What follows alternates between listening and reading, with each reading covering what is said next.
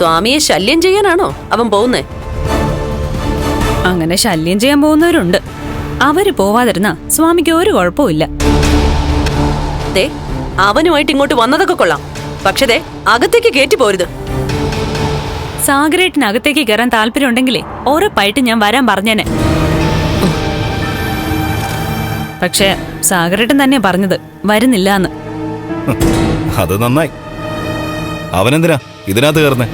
ഉണ്ണിയേട്ടൻ എന്തിനാ കേറുന്നേ? ഇത് ഉണ്ണിയേട്ടന്റെ വീടാണോ?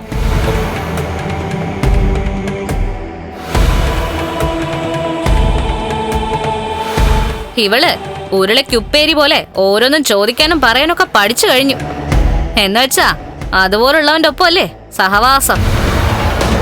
ഏട്ടത്തി, പറയുന്നത് കൊണ്ടൊന്നും തോന്നരുത്.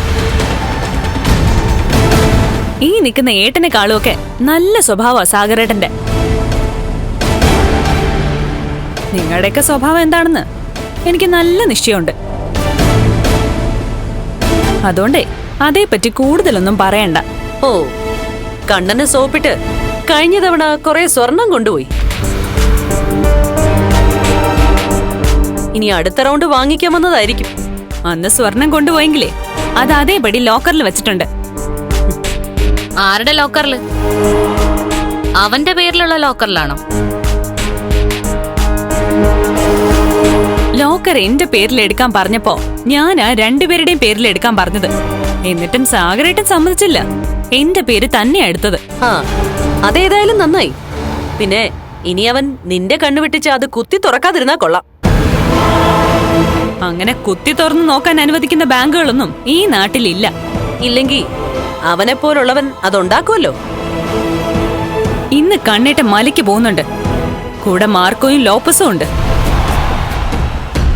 എങ്കിലും കണ്ണേട്ടൻ ഒരാളുടെ കൂടെ തുണ വേണമെന്ന് തോന്നി.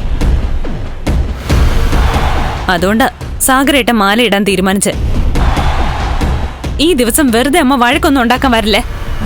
അവൻ ഇങ്ങോട്ട് കയറരുത്. അപ്പൊ പിന്നെ വഴക്കൊന്നും ഉണ്ടാവില്ലല്ലോ. എനിക്കിനി വഴക്കിടാനൊന്നും വയ്യ. ഞാൻ ഏട്ടനെ ഏട്ടത്തി ഒന്ന് കാണട്ടെ.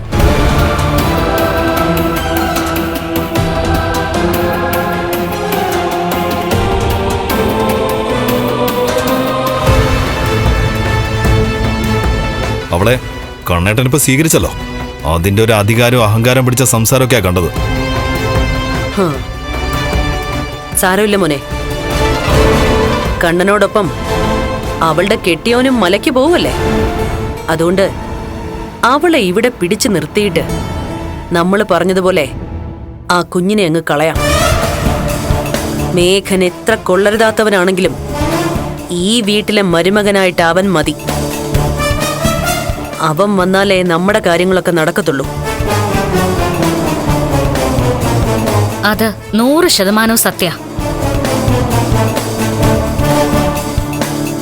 നമ്മൾ ഒരു കാരണവശാലും മേഘേട്ടനെ തള്ളിക്കളയേണ്ട കാര്യമില്ല.